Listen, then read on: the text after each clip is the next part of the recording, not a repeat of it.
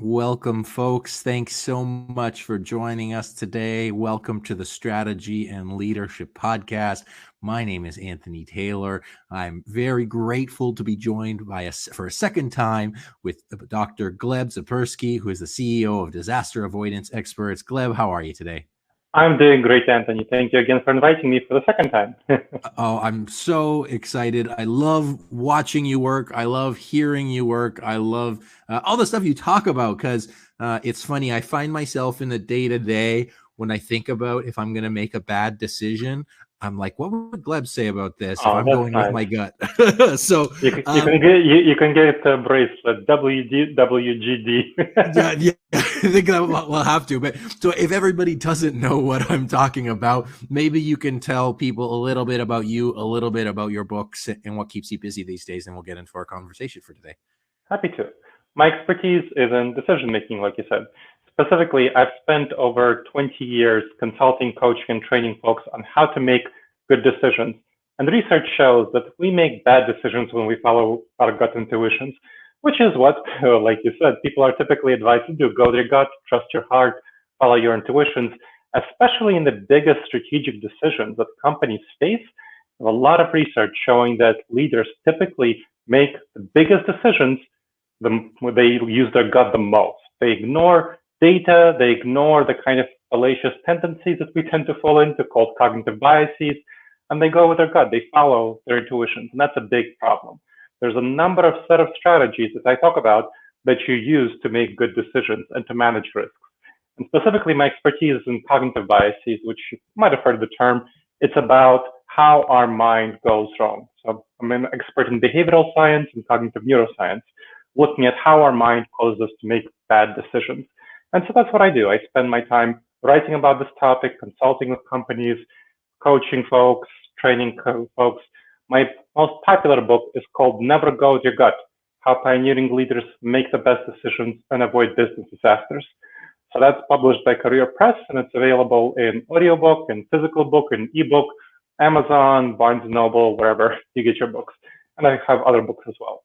So that's the most popular one. That's the one you'll want to check out. And that's the one that Anthony and I talked about in my previous appearance on this podcast. Yeah, absolutely. We'll make sure that we get all the links to that, and you can look Gleb up online. And today we're really excited because Gleb just put out a white paper called "Returning to the Office: Benchmarking to Best Practices for Competitive Advantage." And I found it super fascinating, especially since we talk about decision making. And I think that over the past year, because of COVID, we've had so many decisions to make that were, I'm going to call it like pressed upon us. There was a lot of reactionary decisions.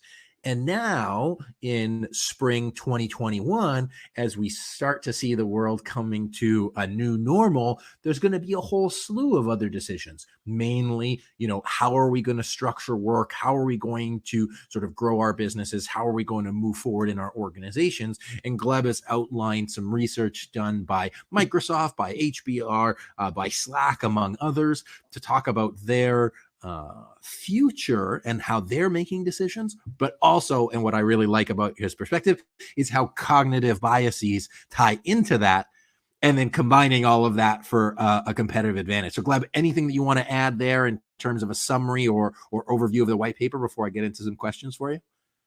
Well, happy to get into the questions, but you're absolutely right on the white paper.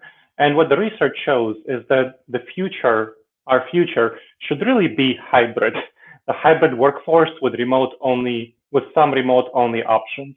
But that's what the research shows. Unfortunately, many leaders don't want that. In fact, I just had this morning a strategy person tell me that they just got word that their company is asking everyone to be back in the office for 4 days a week. 4 days a week. And he is really pissed about it because he can do all his work from home, and a lot of other folks can do all their work from home. And he knows that a number of people will leave. In fact, his boss asked him if he was going to leave because of this. He said, I'm not going to leave, but I'm really disengaged and I'm really upset, and a lot of other people will leave. And there's a lot of research backing it up, and we can talk about that. But a lot of leaders want to go back to January 2020. That's a big problem. leaders feel like, hey, pandemic is over, let's go back to normal. That's what they feel. And they feel good about that. They feel their gut intuition is telling them to do that. That's a bad mistake. And we'll talk about why. But that's a big problem. That's what I want to foreground as the biggest problem I've seen. And I've advised 12 companies in how to strategically get back to the office and plan for an effective post-COVID future. The white paper is based on 61 interviews with executives, mid-level executives, and senior executives at these companies. Talks about this research, what the surveys show that Anthony mentioned. It talks about the cognitive biases, the mental blind spots that cause leaders to make bad decisions. And then it talks about best practices for how to implement the most effective strategies from the new normal, with hybrid, with some remote options. So that's what the white paper is about. It talks about the problems, it talks about the fallacious thinking, it gives the research, and then it gives you specific, clear, practical guidelines with next steps for what you should do if you want to see the competitive advantage in this new normal, which is about your people. When I talk about competitive advantage, your people is the key source of competitive advantage. And if you're not prioritizing your people, their retention, their engagement, their morale, what are you doing? Yeah, exactly. Well, I find it interesting because I guess there's two parts to it, right? There's the sort of future gains part, the competitive advantage. How do we become better? How do we operate in a competitive environment? And now, especially with the we'll call it advancement to working online, where everybody's worked online. Now it's even more of a competitive landscape. So I do want to talk about the sort of future gains, but I also want to talk about the immediate nature of, hey, how do we go? How do we get back to work? How do we implement that hybrid model? And two interesting stats that I picked up from your summary. One is that working from home equated to a roughly 8% salary bump. Like that was the perk in terms of financial value, and that potentially 40% of people would leave their jobs if there wasn't enough, if they weren't implementing that hybrid model. So can you expand on those key points and any other sort of key findings from your research?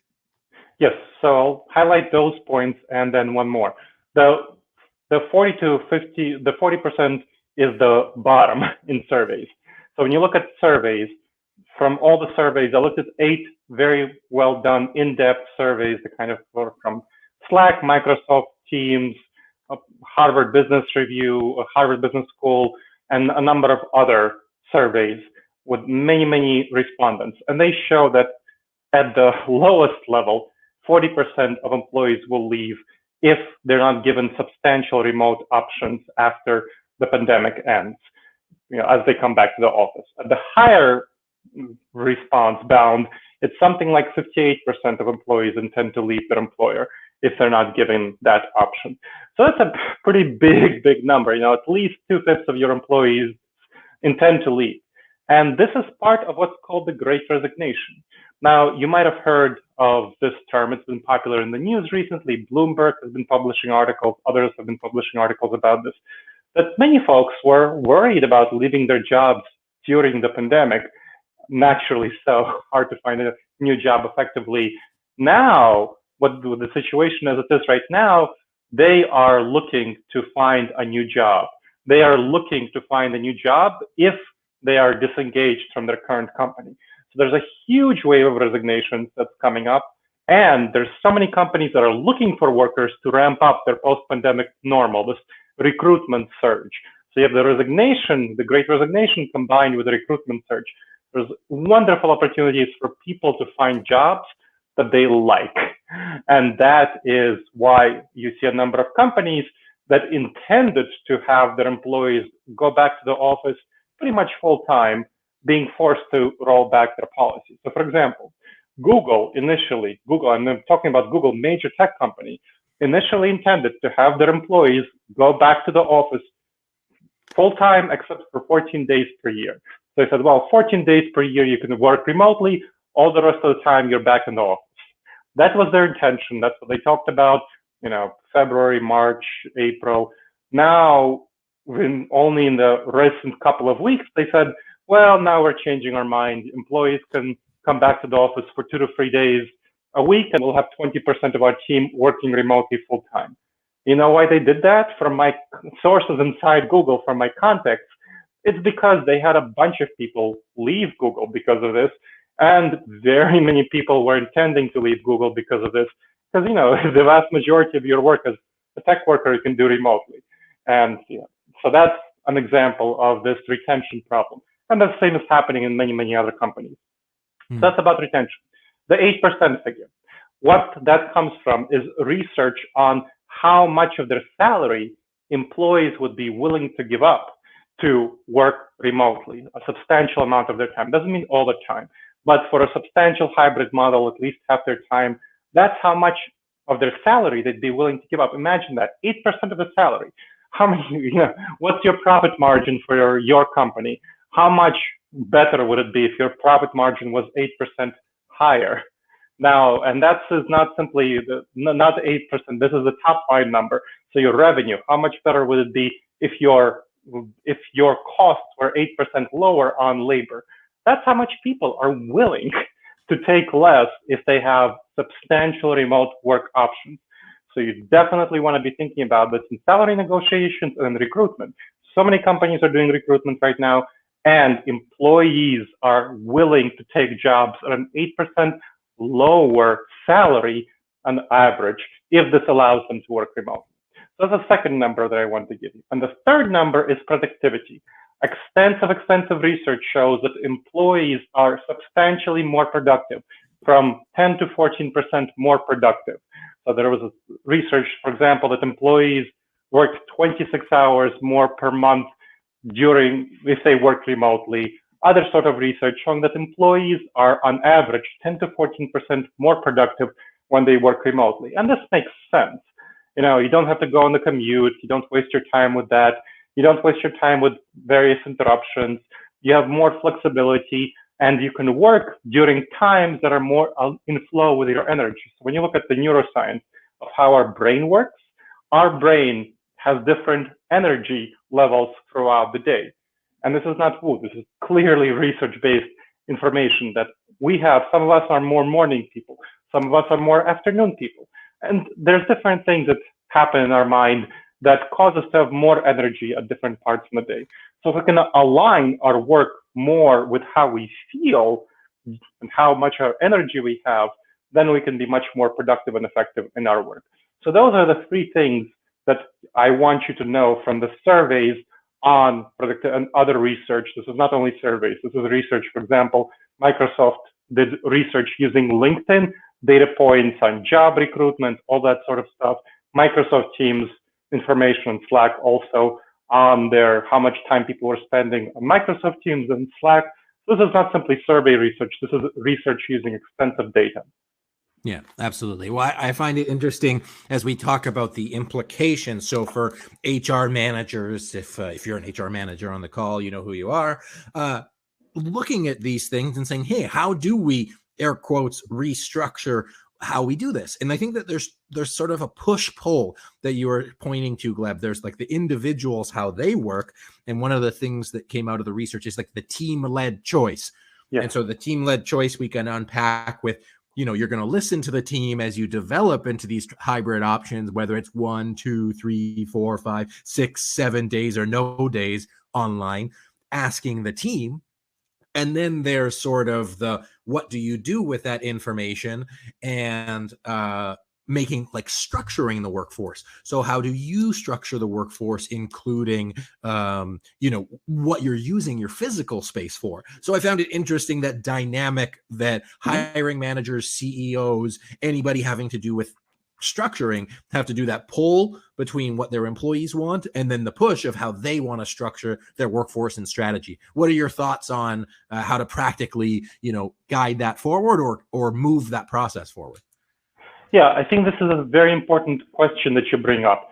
Who gets to determine how much time people spend at home, remotely, all of that sort of stuff? Who gets to make those shots?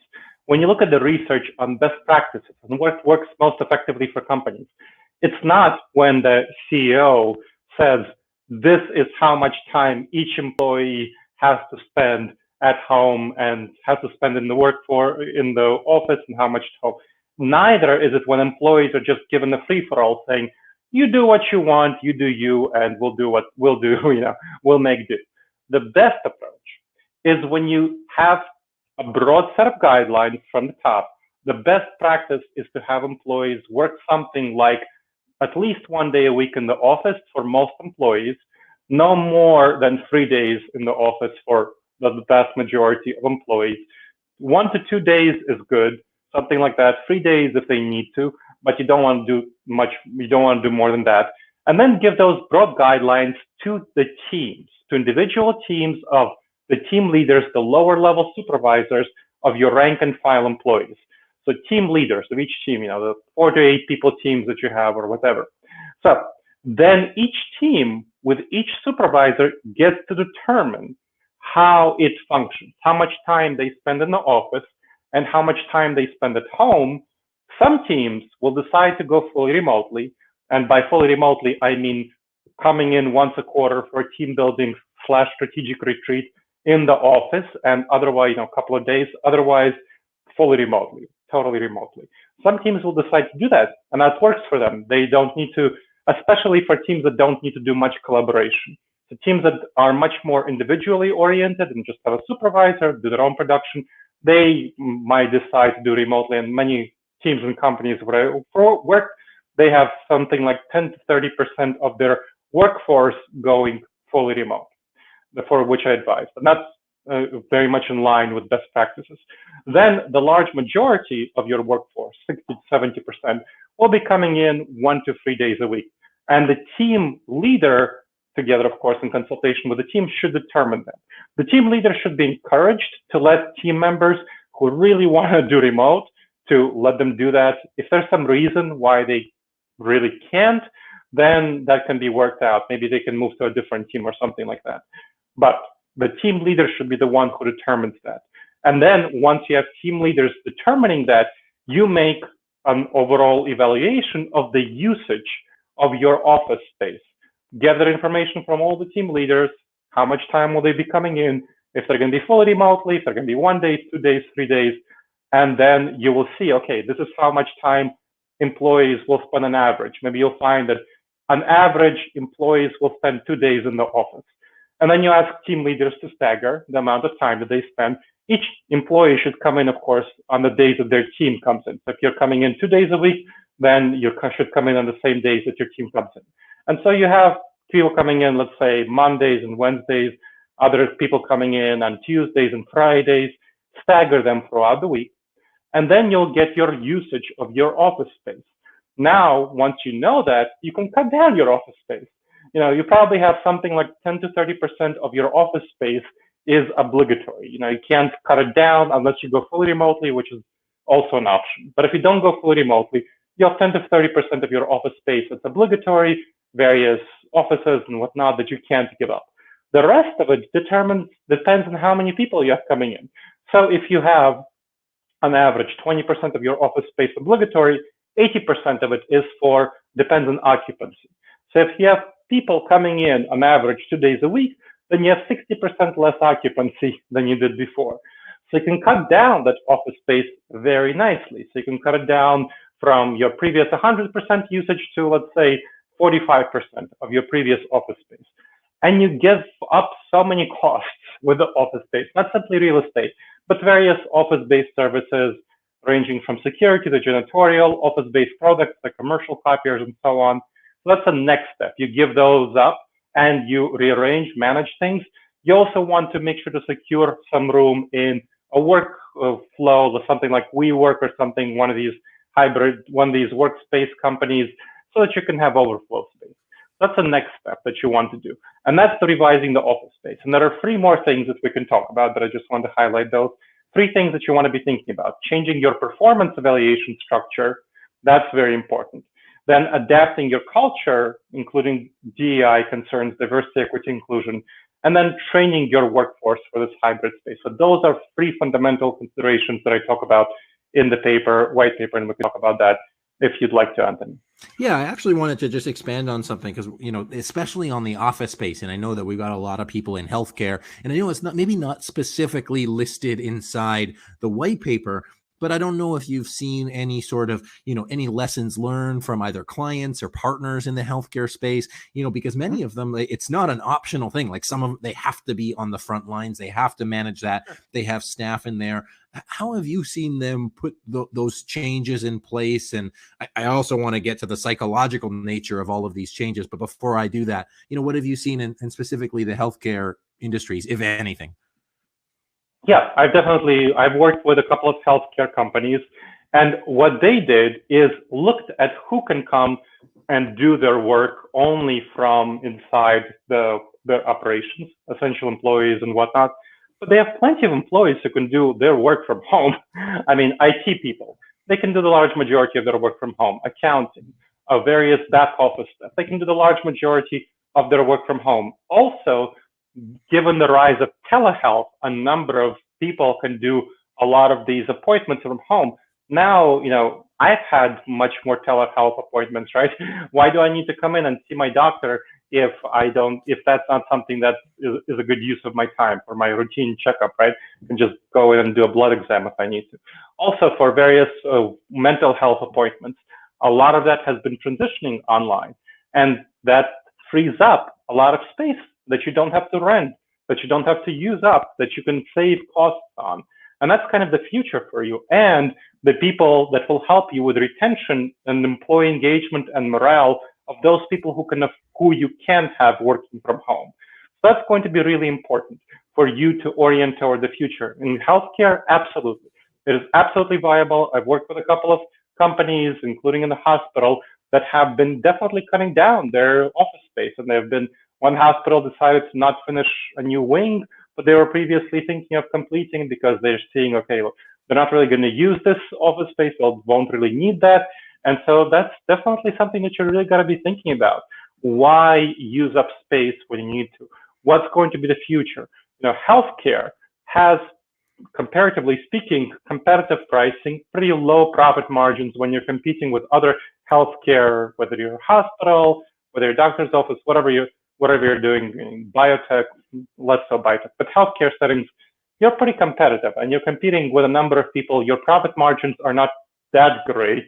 And so you got to be thinking about, well, if I have people in the office, first of all, I'll have low retention, and I'll have higher costs for recruitment, all those problems, people who go to other healthcare operations that allow remote work options.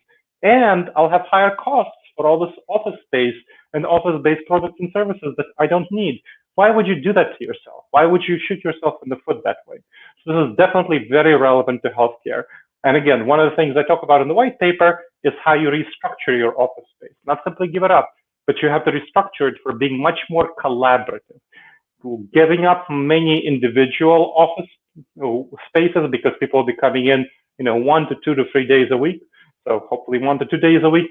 You won't have individual desks for all of them. There'll be much more hot desking with maybe shared desks among several people or team members, and much more collaborative spaces, because these are the kinds of things that people will be doing. One of the things I talk about in training people for the new hybrid model is they need to be trained what to do in the office, what to do when they come to work, and what to do at home.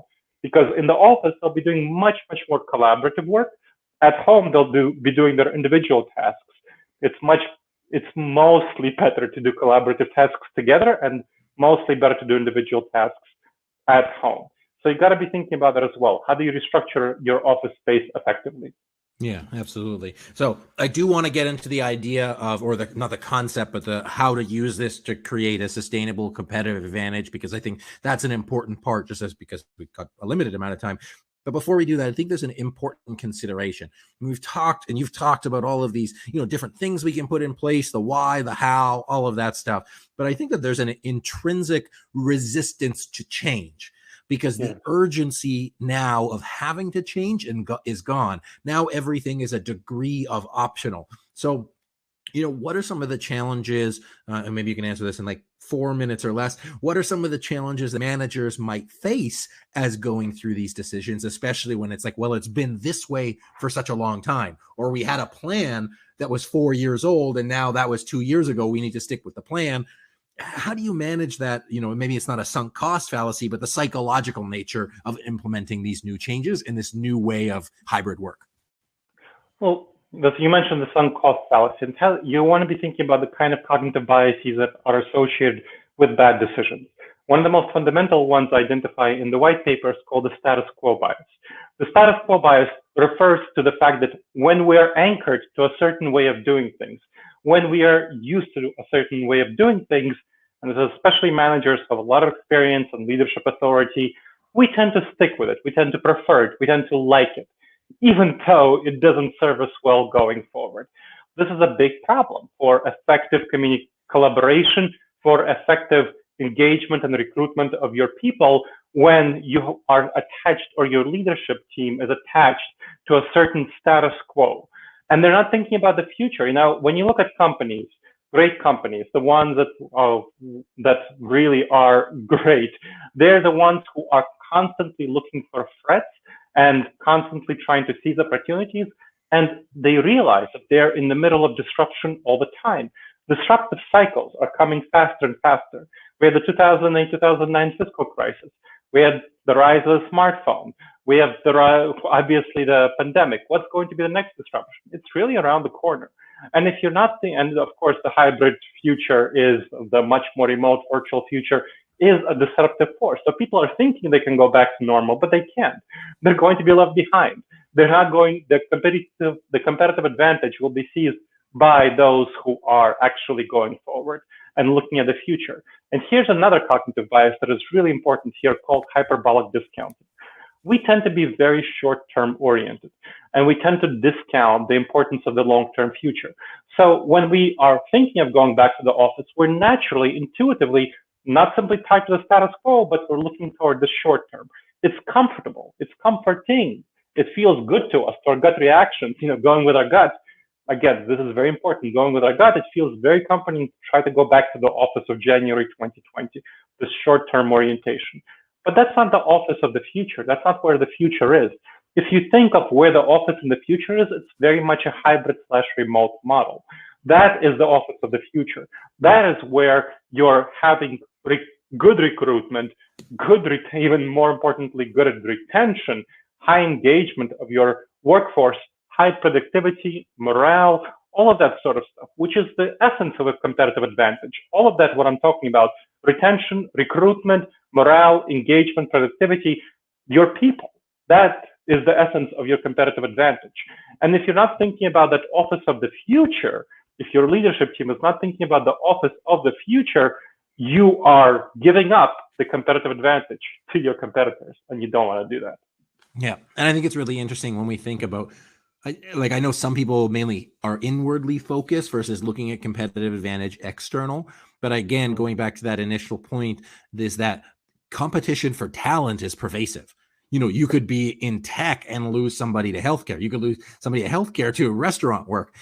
So competition comes in a lot of forms, both geographically now and in segments. And then because people have I would argue the highest ever labor mobility, that losing that labor and having those high costs of hiring are the big sort of drivers for competitive advantage. And then also it's the internal opportunity of improving margins. Why pay more for something when you can pay less? So if it's not competing against somebody else, it's competing against a better version of yourself. So Gleb, as we finish up, what would be, 2 or 3 takeaways that you want our CEOs and our senior leaders to implement right away for them to either assess their decisions to make it better or to consider as they build their future workforces?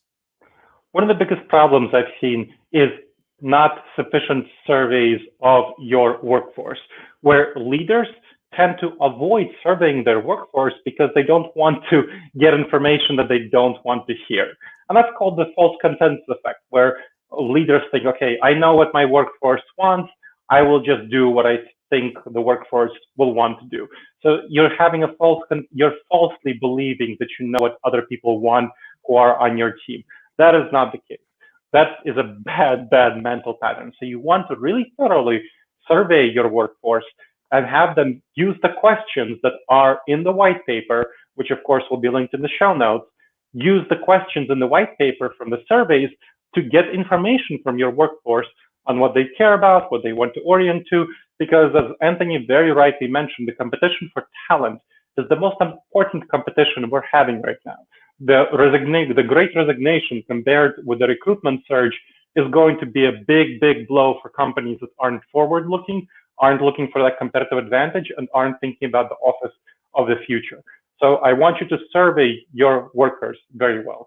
And then I strongly recommend you adopt a hybrid/remote hybrid model with some remote options. Again, 1 to 3 days, orient toward 1 to 2 ideally days, with workers who really want to and who can do their work effectively, going toward remote. Again, 10 to 30% of your workforce, something like that, fine to have remote, still maintain company culture. And then focus on cutting those costs, reshaping your office space. So that'll be great. Then you want to be thinking about how do you train. So one of the things that people don't think about, okay, is I'll have a hybrid space. What does that mean? Hybrid workforce. You can't simply retain your previous structures and processes and ways of doing things and have an effective hybrid workforce. Your previous work method of performance evaluation, for example, won't work very well because your supervisors are used to evaluating people based on their physical presence in the office and their engagement with them. That's not great for the workforce of the future. The white paper has an extensive section on changing your performance evaluation system. That's going to be very important. Then you have to adapt your culture. Your culture can't be the previous culture that you had. You want to be thinking about, and the white paper again talks about this, how to rejiggle your culture, reshape your culture to fit the workforce of the future, including how to maintain your culture in that virtual hybrid techniques that, Zoom happy hours are not going to cut it, trust me. And again, the third thing I want you to be thinking about to change is training your workforce. Your workforce is not used to the hybrid model. You haven't had that in the pandemic. You haven't had that previously either. So you want to be thinking about, okay, what will they do in the office? And you need to train your managers to train, your lower level supervisors to help their teams make good decisions about what they will be doing in the office, those collaborative work, what they will be doing at home, and how do they communicate and collaborate effectively in this virtual world, in this hybrid model. So those are things that you want to be thinking about.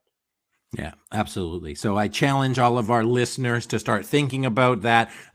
If you got a pen and paper, to write down 1 or 2 things you're going to do before the end of the month in order to move those key questions that Gleb considered or asked you to consider. We'll definitely make that white paper available in the show notes. So if it's on YouTube, it'll be in the description. If it's on the podcast, it'll be below. And then Jason will drop a note for our community if you'd like to engage in greater conversations around these topics and how to build the workforce for the future. Be sure to join our strategy and leadership community. Gleb, where can people find you and where can they connect and learn more about your work? Of course, the white paper will be sent around. Now, you can learn more about my work at my website called disasteravoidanceexperts.com. Well, first of all, of course, my book, Never Go With Your Gut, How Pioneering Leaders Make the Best Decisions and Avoid Business Disasters, is available on Amazon, Barnes & Noble, Audible for audiobooks, again, physical, digital, whatever. Disasteravoidanceexperts.com is my website. So check that out for podcasts, videocasts, blogs, white papers of various sorts, manuals, online classes, coaching, consulting, training, and especially check out disasteravoidanceexperts.com/subscribe for a free course with 8 video-based modules on making the wisest decisions. The first module has an assessment on these cognitive biases, these dangerous judgment errors that cause us to make mistakes about going forward and to not make good strategic decisions. So again, check that out at disasteravoidanceexperts.com/subscribe. Excellent. And you can probably go to the Gleb's online store to get the What Would Gleb Do bracelets. There you go. Kidding, of course. But Gleb, honestly, it's been a pleasure. Thank you so much for sharing today. It's been a blast. Ladies and gentlemen, folks and people, please thank our guest, Dr. Gleb Tsipursky, who is the CEO of Disaster Avoidance Experts. Gleb, it's been a pleasure. Please do check out his white paper. Share it with your team. Honestly, it was fascinating. I read this stuff all the time. It was really well written, very smart. A lot of things to consider. It's easy to read, so take the time in. And if you know somebody who is wanting to adapt their workforce to the future, be sure to send them this podcast. And if you'd like to make sure you don't miss any others, be sure to like and subscribe. So once again, thank you, Gleb. It's been a pleasure chatting with you. Appreciate the time today. It's been a blast.